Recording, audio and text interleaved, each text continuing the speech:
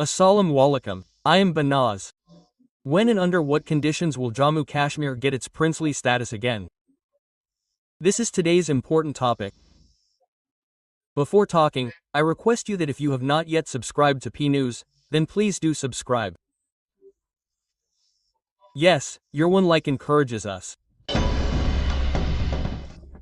Let's talk about today's important topic.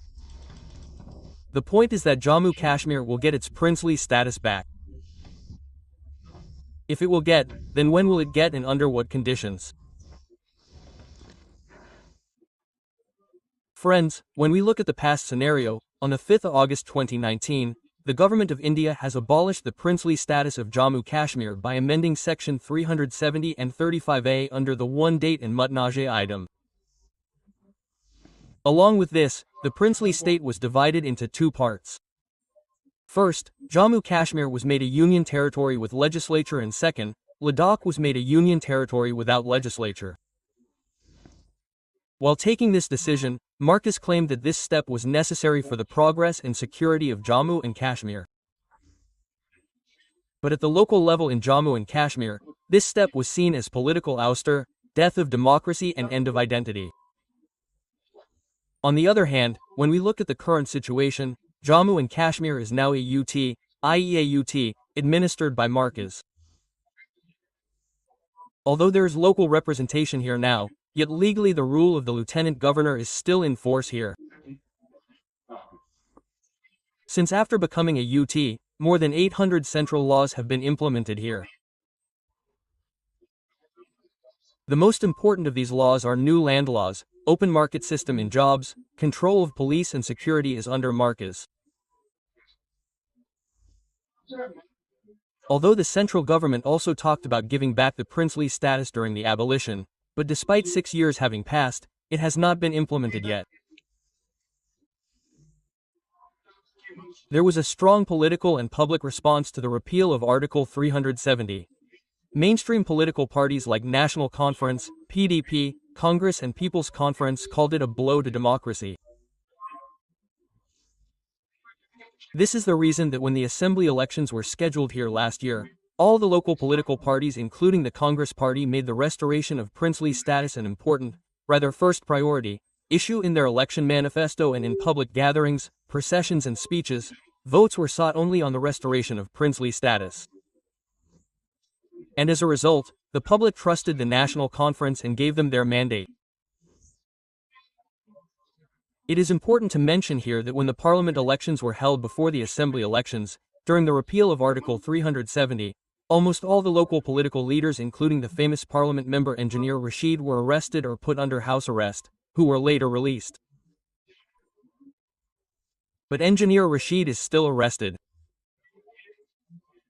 What I want to say is that when Engineer Rashid contested the parliamentary elections from jail, he defeated his rival politicians like the current Prime Minister of Jammu and Kashmir Omar Abdullah and Sajjad Ghazal by getting more than 5 lakh votes.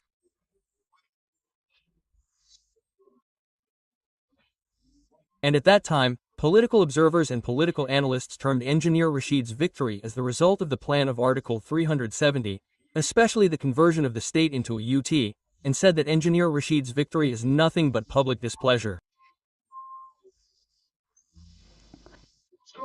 Friends, for the last several days, there have been reports that the center wants to restore the princely status of Jammu and Kashmir. But for this, it is necessary that the assembly has to be dissolved. That is, the current Omar Abdullah government will have to be dissolved first. On this, Omar Abdullah said that if the central government wants to dissolve the assembly to restore the princely status of Jammu and Kashmir, then I will go to the LG and present a request to dissolve the assembly. Friends, now let's talk about the important thing for which we have chosen this topic today. The question is whether it is necessary to dissolve the assembly to restore the princely status, or are all these rumors or something new is going to happen? For which such preparations are being made. As far as granting statehood is concerned, dissolving the assembly is not necessary for this implementation. Yes, if the princely status is going to be given back with new Hudud Ikhtiyarat or legal framework, then it is possible that the current assembly will be dissolved. As far as legal framework is concerned, after the abrogation of Article 370, Jammu and Kashmir was converted from a princely state to a centrally administered area IEUT. 2. Currently Jammu and Kashmir has the status of a union territory with its own assembly but with limited powers. Third, restoration of princely status is a parliamentary action. That is, the parliament will pass a new bill through which Jammu and Kashmir will be given the status of a princely state again. And this decision comes under the jurisdiction of the central government and not the jurisdiction of the princely assembly. The important thing here is whether the dissolution of the assembly is required. The thing to understand here is that if the central government is going to give back the princely status with new limits of authority or legal framework, then it is possible that the current assembly will be dissolved, so that new elections can be held under the new princely structure, for which amendments can be made in the princely law or laws.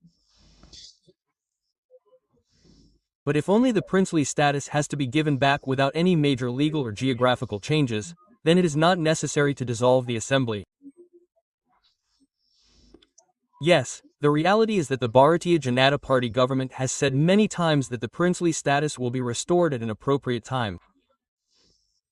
And some revolutionaries believe that princely status can be given at any time or after the assembly election. Therefore, dissolving the assembly can also be just a practical exercise. It is not a legal requirement. After the abrogation of Article 370, more than 800 central laws have been implemented here. If the princely status is restored, then these laws can often change, according to which some important powers are with the lieutenant governor in the UT and some important powers are within the central ministry. Therefore, it is clear that if the central government is in favor of giving full statehood status to Jammu and Kashmir, then it is not necessary to dissolve the assembly. Yes, if during the return of the state status, the center wants that some powers remain with the LG or remain under the Central Ministry of Home Affairs. Like, the most important thing is that the new land laws, employment, police and security control should remain under the center.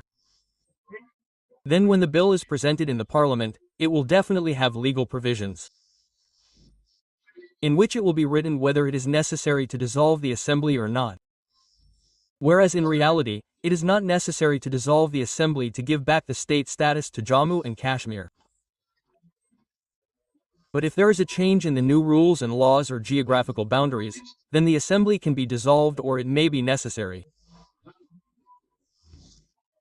Now it becomes clear here that the news which has been published or written in some media houses that the dissolution of the assembly is necessary for the restoration of the state status. There may be a reason behind this. Let me tell you one important thing here, that after the completion of the Amarnath Yatra, some important political changes are going to take place in Jammu and Kashmir, which also includes the return of princely status and the appointment of a new LG. Thank you, viewers.